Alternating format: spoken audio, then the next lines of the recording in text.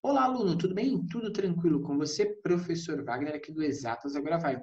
Eu estou trazendo para você aqui uma série de resoluções de exercícios de movimento retilíneo uniforme com questões da FUVEST, puramente FUVEST. Então, se você tem interesse e vai prestar FUVEST ou quer saber como resolver essas questões, você está no lugar certo. Mas antes de você assistir essas questões, clique aqui nesse card e veja nossa aula teórica sobre movimento retilíneo uniforme. Após isso, você tem um segundo passo. Venha na descrição do vídeo e baixe o PDF com as questões. Tente resolver. Só então assista às resoluções e veja como que é simples resolver esse tipo de questão, como que é fácil entender como que funciona movimento retilíneo uniforme na FUVEST. Na nossa lista de questões, nós vamos ter questões de primeira e de segunda fase. Então, preste bem atenção no grau de dificuldade de cada uma dessas questões para você começar a compreender como que a FUVEST trabalha o seu quesito de questões. Então, vamos lá, vamos para as primeiras questões, galera. Vem comigo. Pessoal, estamos aqui na nossa primeira questão e ela diz o seguinte, olha só. Um estímulo nervoso em um dos dedos do pé de um indivíduo demora cerca de 30 milissegundos para chegar ao cérebro. Nos membros inferiores, o pulso elétrico que conduz a informação do estímulo é transmitido pelo nervo ciático, chegando à base do tronco em 20 milissegundos.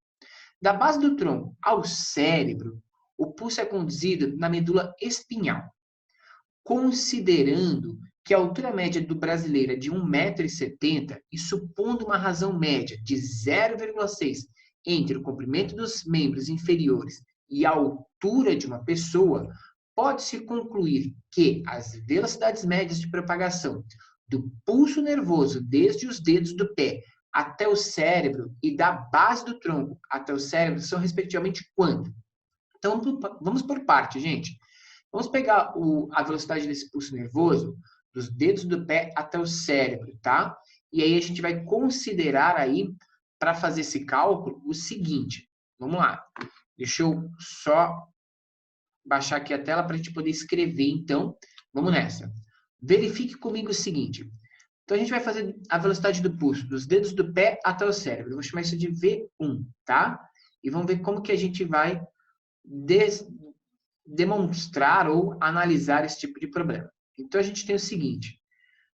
O nosso V1, nesse caso, V1, ele vai valer a variação de posição pela variação do tempo, né?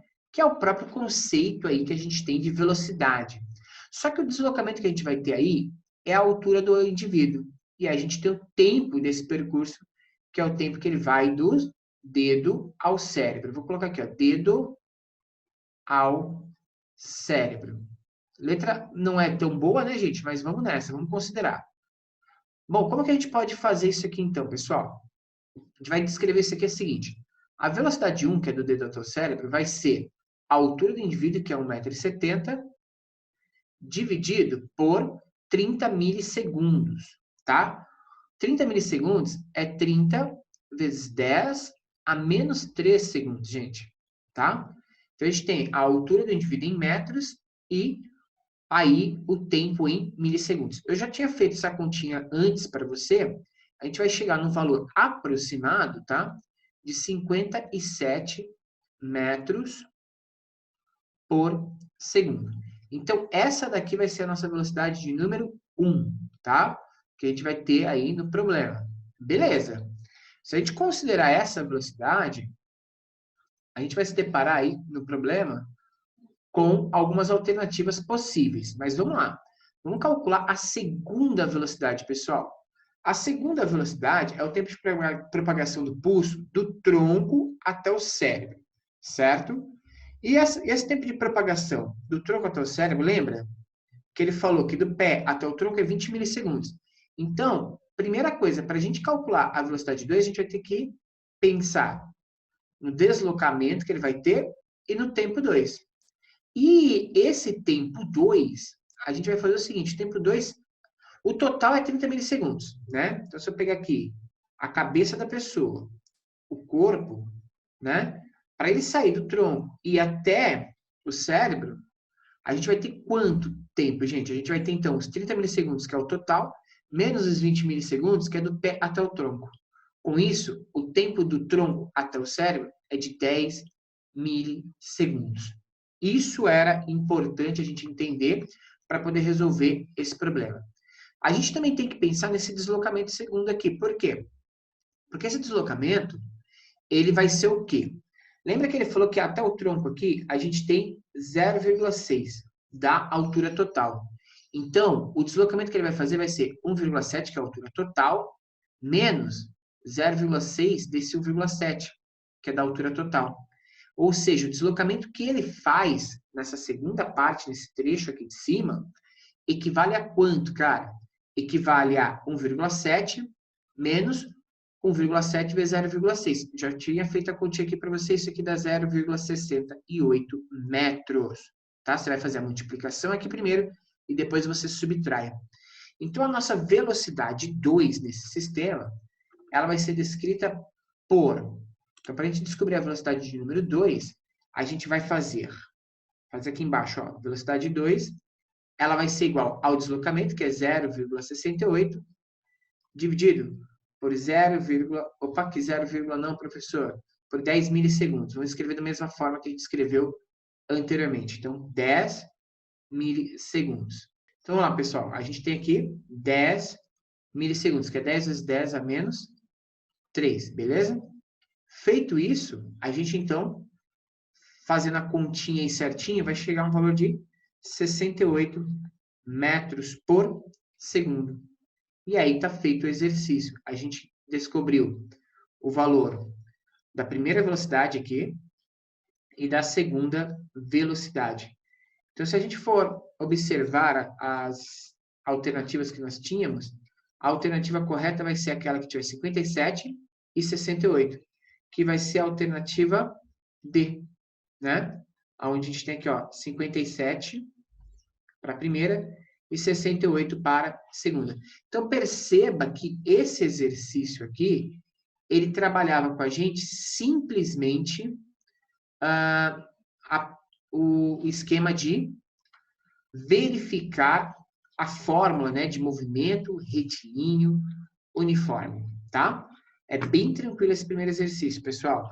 Vamos para o segundo exercício, então, para a gente ver como que a gente pode resolver ele. Esse segundo exercício já é um exercício da segunda fase da FUVEST. Então, vamos verificar como que a gente pode trabalhar. O texto é um pouco maior e a gente vai resolver letra por letra aí para conseguir chegar contigo na resolução desse problema, tá? Então, vamos nessa.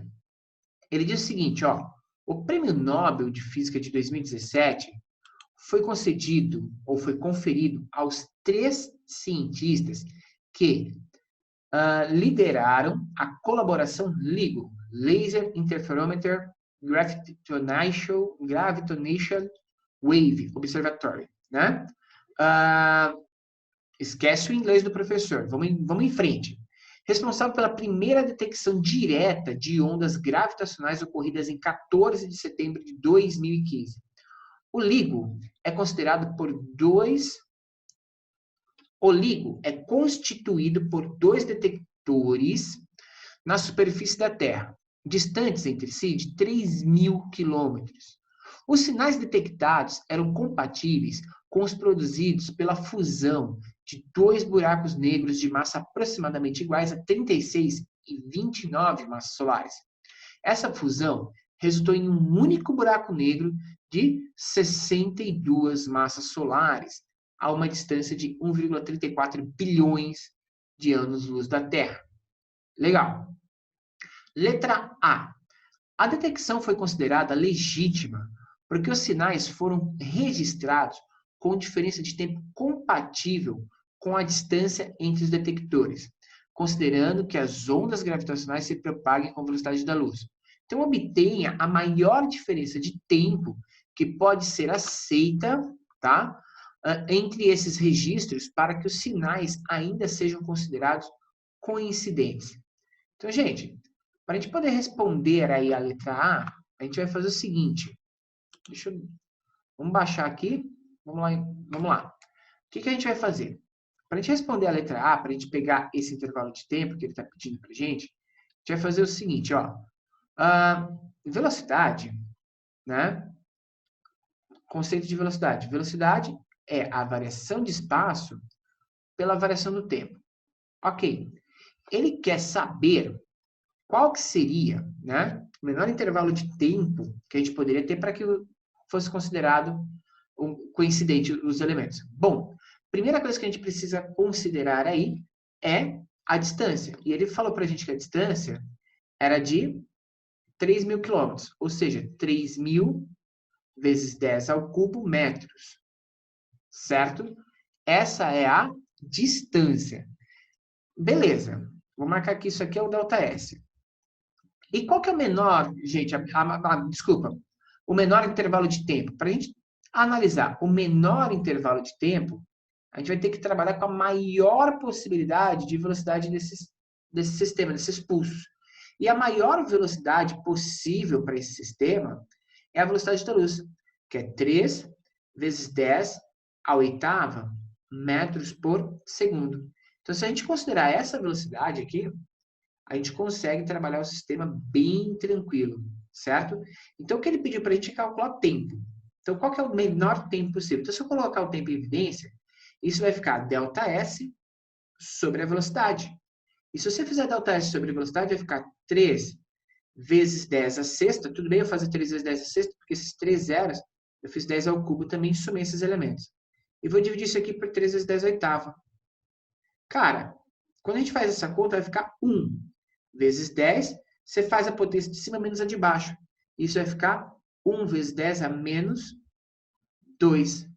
Ok? Então, o menor tempo possível é de 1 vezes 10 a menos 2 segundos. Beleza?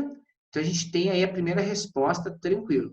E quando eu falo de FUVEST, gente, em provas de segunda fase, a letra A da questão, a letra A é sempre tranquilona aí de resolver, tá? Aí a gente vai passar para as outras possibilidades aí. Nesse caso, a gente vai falar de movimento retilíneo uniforme. A letra B e a letra C desse exercício, ela traz para a gente conceitos de potência e energia. A gente não vai resolver elas, mas eu quero te mostrar com esse exercício da segunda fase que conceitos básicos de movimento retilíneo podem ser importantes na resolução de problemas assim. Outro momento a gente volta para resolver essa questão completa para você, tá? Mas a gente vai passar para a próxima questão, porque não é o foco da nossa aula aqui hoje resolver questões de potência e energia, tá? Quando a gente tiver aí estudado com suficiência todos os outros conceitos, a gente pode passar para esse sistema. Então, vamos para a questão de número 3 aqui, gente, da nossa lista de exercícios, tá? Na questão de número 3, a gente tem o seguinte. Em uma tribo indígena de uma ilha tropical, o teste derradeiro de coragem de um jovem é deixar-se cair em um rio, do alto de um penhasco. Um desses jovens se soltou verticalmente, a partir do repouso de uma altura de 45 metros, em relação à superfície da água. O tempo decorrido em segundos entre o instante que o jovem iniciou a sua queda e aquele em que o espectador, parado no alto do penhasco, ouviu o barulho do impacto do jovem na água, é de aproximadamente quanto? E aí ele traz algumas informações necessárias, né? Falou para a gente considerar o ar em repouso, então a gente vai ignorar a sua resistência, ignorar as dimensões das pessoas envolvidas e a velocidade do som no ar e pedir para a gente usar 360 metros por segundo. E a aceleração da gravidade em 10 metros por segundo ao quadrado. Beleza? Gente, exercício vestibular sempre vai trazer conceitos a mais aí para a gente. Tá? Então, a primeira coisa que a gente tem aí nesse problema, e eu vou resolver isso daqui, porque isso daqui está dentro de cinemática, tá? Então, ele é mais tranquilo da gente resolver. A primeira coisa que a gente tem aqui é um problema de queda livre. Quando eu falo de queda livre para você, a gente vai ter que pensar no seguinte, tá? Quando o cara está em queda livre, eu quero saber o tempo de queda, né? A gente está pensando no garoto no penhasco, ele salta, né? Ele se deixa cair, ele bate na água, e ao bater na água, né, vai fazer os jatos de água, esses jatos vão liberar sons no ar e vão chegar lá em cima novamente. Legal? Legal. E ele trouxe alguns dados para a gente. Então, eu vou anotar os dados desse exercício que são importantes. A altura do penhasco, gente, é de 45 metros. Então, isso é uma informação importante. Ele pediu para a gente usar a gravidade igual a 10 metros por segundo ao quadrado. Então, numa queda livre, isso aqui vai ter aceleração da gravidade, tá? E ele pediu para a gente usar a velocidade do som como 360 metros por segundo. Então, primeira coisa que eu quero saber, a gente vai ter dois movimentos. Eu quero saber o tempo de queda, vou chamar de TQ, e depois o tempo de subida do som, que eu vou chamar de TS. E a soma desses dois tempos vai me dar aí o tempo total para eu conseguir ouvir esse rapaz. Gente, numa queda livre, a gente tem que a altura é igual a meio de GT quadrado, tá? Então, isso aqui é a equação de altura para queda livre. Então, olha só, a altura é 45 metros, que é igual a meio de GT. Meio de 10 é 5, então vai ficar 5 vezes T quadrado. Então, a gente vai achar o tempo aqui, gente. Para a gente calcular esse tempo, tempo ao quadrado é igual a 45 dividido por 5, que vai dar 9. Então, o tempo é a raiz de 9, que vai dar 3 segundos. Então, o menino leva 3 segundos para atingir a água. Então, o tempo de queda dele é de 3 segundos. Agora, a gente vai calcular a volta desse sistema. E a volta desse sistema é tranquila. Por quê? Porque o som ele não sofre interferência da gravidade. Então, a gente vai pegar aqui a velocidade do som é igual à altura dividido pelo tempo que o som leva para percorrer essa distância. E como eu quero saber esse tempo, eu vou fazer o quê? Eu vou fazer a altura dividido pela velocidade do som. E aí a gente vai ter aí esse valor, tá? Esse tempo, então, do som, ele vai ser a altura de 45 metros dividido pela velocidade do som, que é de 360 metros por segundo. Se você fizer essa divisão, eu já fiz aqui para a gente ser mais rápido, vai ser de 0,125 segundos. Bem rápido, né, gente? Então, a gente tem 0,125 segundos, a velocidade que o som leva para subir. Tá? Então, o que a gente quer? A gente quer o tempo total. O tempo total é a soma desses dois tempos, que é 3,125 segundos.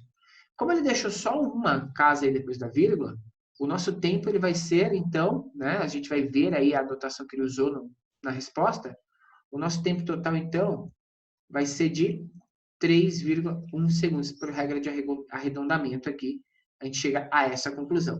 Que vai ser a alternativa A, tá? Eu vou subir um pouquinho a tela aqui para você ver que a alternativa A, a alternativa correta desse exercício aqui, ó. Tá? Então, a gente tem exatamente essa alternativa aqui como alternativa correta do exercício. Bem tranquilo também, né, pessoal? Então, ó, um exercício de boa, um exercício que envolveu queda livre, tá? Um pouquinho além do que a gente está estudando, mas que dá para se fazer aí com tranquilidade, tá? Beleza? Vamos para o quarto exercício aí, pessoal, para a gente poder dar sequência no estudo aqui, nos exercícios que a gente está resolvendo com você. Se você já está gostando desses exercícios, gente, é importante que você deixe aí seu like e compartilhe esse vídeo com o maior número de pessoas. É importantíssimo para a gente chegar aí a mais pessoas com as nossas aulas, tá? Vamos para o próximo exercício, então, que é o exercício de número 4, tá? Esse exercício, ele vai dizer o seguinte para a gente. Ó, FUVEST de 2010. Uma pessoa A pratica corrida numa pista de 300 metros, no sentido anti-horário, e percebe a presença de outro corredor B que percorre a mesma pista no sentido oposto. Um desenho esquemático da pista é mostrado a seguir, indicando a posição de A, B, do primeiro encontro em corrida entre os colegas, né, os atletas, e após 1 minuto e 20, acontece o terceiro encontro entre os corredores, em outra posição localizada a 20 metros de AB, indicado na figura a linha B'. O segundo encontro ocorreu no lado oposto da pista, certo? E aí ele quer saber o seguinte, sendo a velocidade de A e de B os módulos da velocidade dos atletas, respectivamente, né?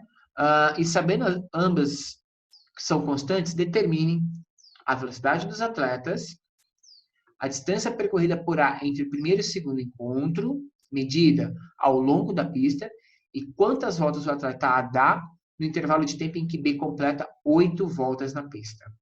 Legal, hein, gente? Legal esse exercício, hein? Então, olha só.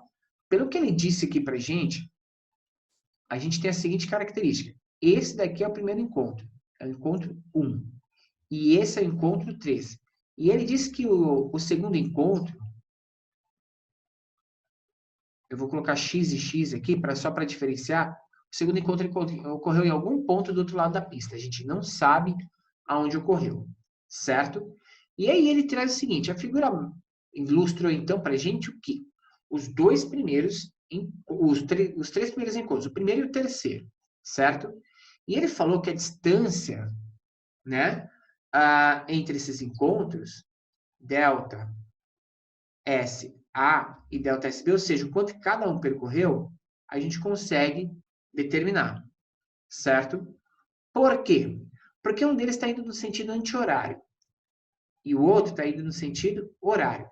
Então, você concorda que esse cara aqui, ele percorreu um pouco menos que a pista, enquanto o cara que já estava aqui, ele percorreu um pouco mais, certo? Então, de novo, o que eu estou dizendo para você? O cara que foi no sentido anti-horário, ele vai percorrer isso daqui, ó. Ele sai daqui no primeiro, encontra aqui, fala, oi, amiguinho, tudo bem? E ele vem até aqui. Então, quanto que ele percorreu, gente? Ele percorreu a pista menos esses 20 metros de distância.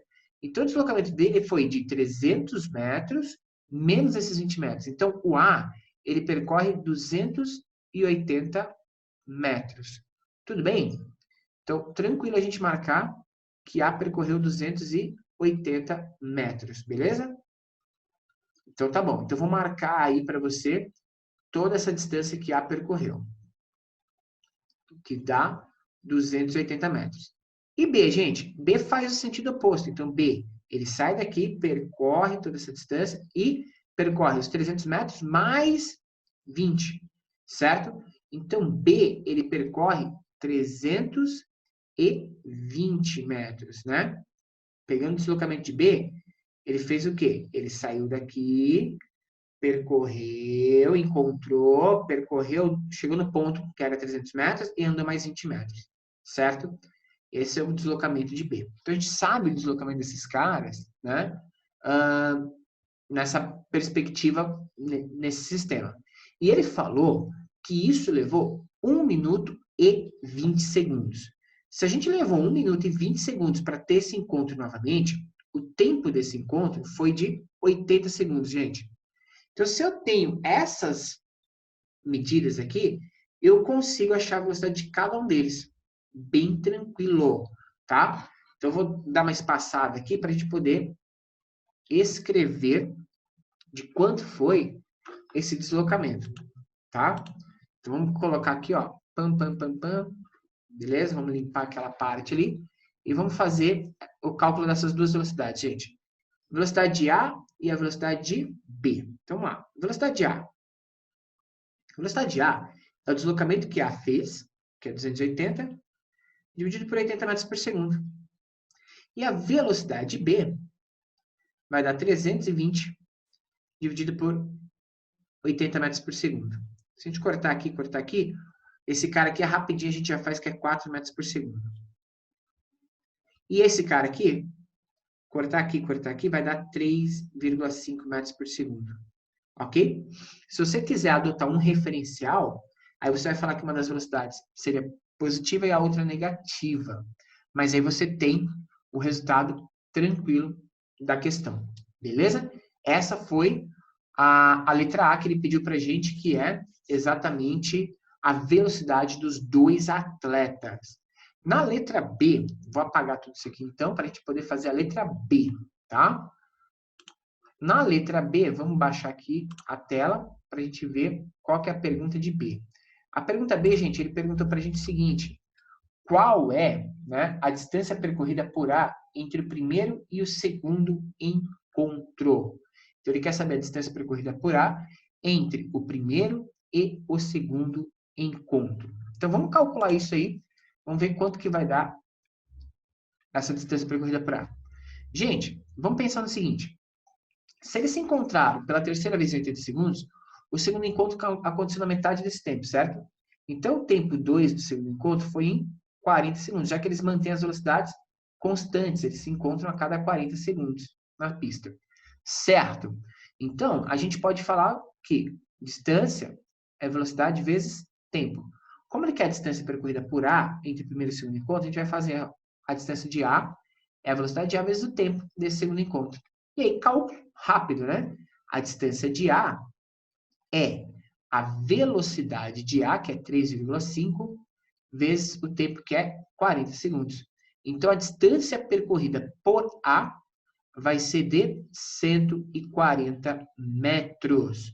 Então, a gente tem aí já respondido essa também. E aí, falta a gente fazer nesse exercício, beleza? Vamos apagar tudo aqui. Vamos para a letra C, galera. E aí, é a letra C que falta desse exercício aqui para a gente fazer. Que ele fala assim, ó. Quantas voltas o atleta A dá no intervalo de tempo em que B completa 8 voltas na pista? Certo? Então, a gente tem o seguinte. É tranquilo, gente, de resolver. A gente vai fazer assim, ó. Ele está perguntando, ele falou que B completa 8 voltas. B completa 8 voltas. Certo? Legal. Se ele completa 8 voltas, cada volta tem 300 metros. Então, ele andou 2.400 metros. E se a gente voltar lá no exercício, a velocidade de B é de 4 metros por segundo. Então, a gente pode verificar qual o intervalo de tempo que B leva para fazer isso. Vou colocar aqui, ó, tempo de B. Que é, tempo vai ser, se a gente for calcular o tempo, vai ser a distância dividido pela velocidade. Ou seja, vai ser 2.400 dividido por 4. Certo? Isso vai dar 600 segundos. Legal. 600 segundos. Aí a gente consegue verificar qual que é a distância que o outro atleta percorre nesse intervalo de tempo. Né? Fazendo a mesma coisa. Tá. O atleta A, ele tem uma velocidade de 3,5 metros por segundo. De 3,5 metros por segundo. Então, vamos lá. 3,5 metros por segundo. E ele vai ter que percorrer um tempo de 600 segundos. É o mesmo tempo, né? É o mesmo intervalo de tempo. Então, a gente vai descobrir a distância que ele percorre. Isso aqui vai dar 600 vezes 3,5. Se você fizer essa continha, vai dar 2.100 metros. Beleza? Gente, 2.100 metros. Se eu dividir pelo comprimento da pista, que é de 300 metros, a gente tem exatamente quantas voltas ele dá. E ele terá percorrido 7 voltas. Beleza? Então, é tranquilo aí o exercício que trouxe para a gente estes conceitos relacionados aí às voltas dadas por esse atleta. Tranquilo? Então, gente, essa foi a nossa aula aqui de hoje, tá? Relacionado a esse tipo de movimento, que a gente chama de movimento retilíneo uniforme na FUVEST. 4 exercícios aí para você ir memorizando, entendendo e compreendendo, né? Como que pode cair isso. Só no exercício 2, que a gente só fez a letra A, porque o restante envolvia aí conceito de potência e energia, pode avançar muito e você não compreender o que a gente está falando. Mas nos demais exercícios, perceba que é possível resolver com os conceitos de cinemática. Então, cinemática é um conteúdo muito importante que você precisa dominar para fazer as suas provas. A gente volta em breve com outros vídeos da FUVEST, Unicamp, Unesp, para você, resolvendo exercício por exercício. E deixa aí nos comentários qual que é o tema que você tem mais dificuldade para que a gente possa preparar essa aula para você e ir direto ao ponto e te ajudar a gabaritar a sua próxima prova. Pessoal, último recado, deixa aquele like, compartilhe esse vídeo e se inscreva no canal. Muita gente passa por aqui e esquece de se inscrever, é importante sua inscrição aqui, para que você receba em primeira mão tudo que a gente produz. E claro, para você ajudar o canal a se manter no ar. Um grande abraço, galera. Foi muito bom estar aqui com vocês. Até o próximo vídeo. Valeu e tchau!